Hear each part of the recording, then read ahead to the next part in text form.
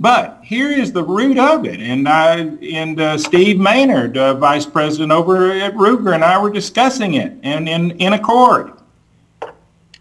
When you want to hire a chef in your restaurant, you look for someone who is trained in the food business.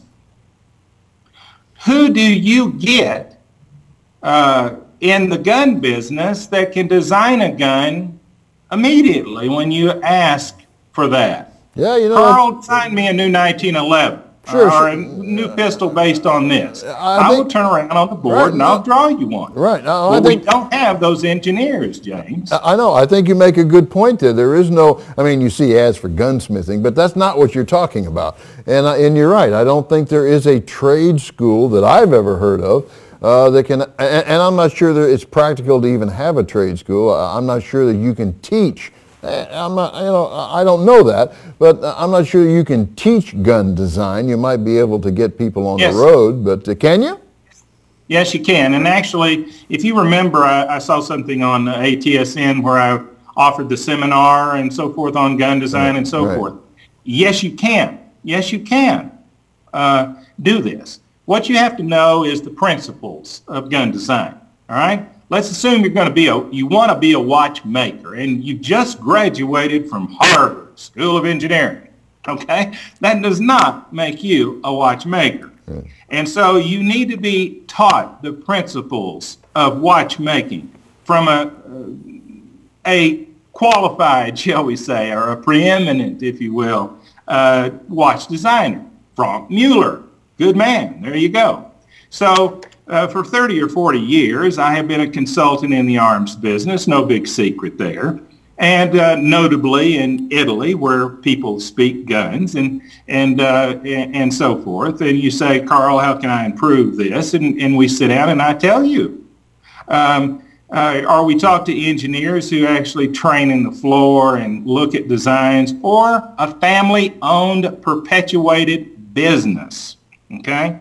And so I offer consulting and seminars like this where people can come and learn the rudiments of it. Let's look at this. You have a gun and you fired all your ammunition. It doesn't take anyone with much intelligence to figure out that before we can shoot again, we must reload, okay? And so companies need to have a good R&D department, but they need to reload. They need to avail themselves of the experts and so forth in the business who can help and improve their line of guns and their future line of guns, which comes from engineers that have been fed food for thought that allow their business to perpetuate. If they don't, then you see what's happened here. Colt has been bankrupt, I don't know how many times since 1800 and something. Remington, I mean, you just go down the list and all of them. What does it say? Today, they still have the same products. New owners, same products.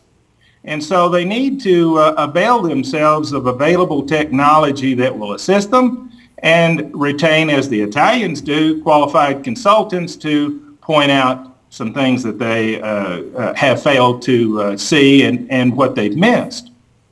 So. Okay, well, let me ask you this then. If we go on the assumption, then based upon what you've just told us, that the manufacturing and the research here in this country is dead, dying, or in the emergency room at least. Yes. Then tell me, how do we fix it?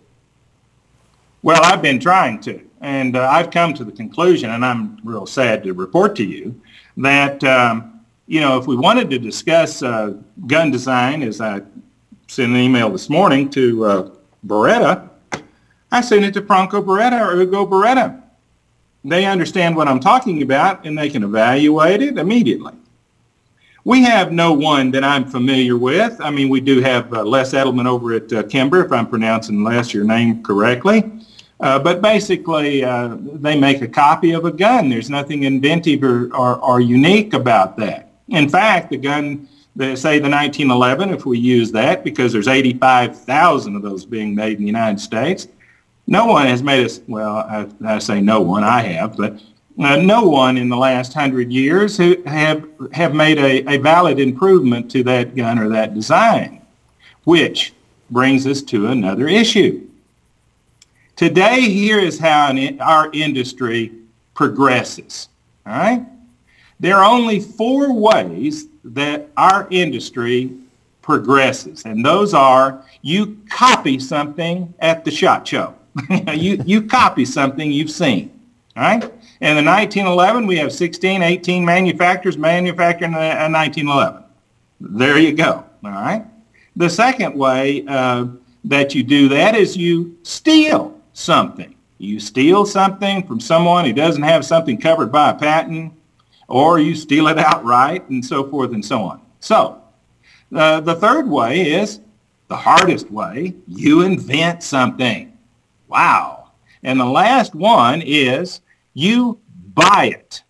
If you can't copy, steal it, or invent it, then roll out your wallet like they did with John Browning and you buy it, okay? But we don't have anyone looking to buy. And I'm telling you, when you call and want to visit or whatever on new designs or whatever, you get a lawyer or a dial tone. People wouldn't know what you're talking about at all. So we have an industry that's based on copying and stealing. I've told you already, there's very little in the R&D. Where is it? We haven't seen it. Okay? No inventions that, well, mine, yes, and Rich's, yes. None of any consequence. No new ammo really to speak of. And so that's where we're at, and that's the dilemma we're in. You put all these guys in the same market and about the same kind of price.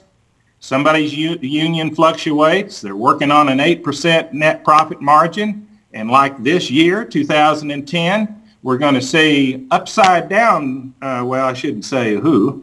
I will say whoever's making a pistol, shall we say, and whoever's making a rifle. Okay? Then this year, they're going to be upside down numbers. And if they're not a publicly held company, they're probably going to fold. And I'm telling you that straight up, and that's a fact. So your advice then on gun stocks would be to sell short? I would sell short so fast it would be unbelievable. Well, I guess it's safe to say that you've already done that. You better believe that. Okay, Karl. I mean, each and every time we have you on, I think we learn a little bit more about what's going on in this country, and we get it, that information, because someone like yourself comes forward and really is able to tell us. I mean, we all live under the certain pretext that, you know, we're all Colt Winchester people, and we think that is the American way. I don't mean that. Ruger, I mean, all those guns. And we don't really accept the fact that many of the guns that we feel American way with are not American. No, and let me, before we close here, let me say something as well. You know, we don't have a government here that supports our arms industry. No, did I say that clear? We do not have a government here that supports an arms industry. Right. So we didn't have one in World War I and damn near lost that one as a result. We did not have one in World War II. You know, we went with a 1903 copy of a Mauser, hit Guadalcanal with the Marines with an 03 bolt-action rifle. We were not ready. What it amounts to today is that we support a lot of arms companies that are subsidized by their governments foreign.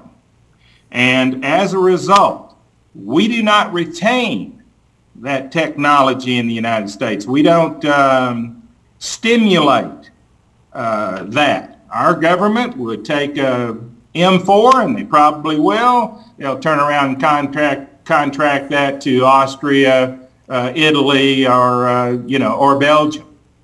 They are not concerned with the American arms industry. There are no incentives. So you have a very fragile state of affairs here in the United States, in which we must have an R&D program. People must understand that is a necessary cost of doing business. We must invite our people and engineers to be trained, to be informed, and to prevail on our government to give our American arms industry pieces of these contracts that they award foreign countries.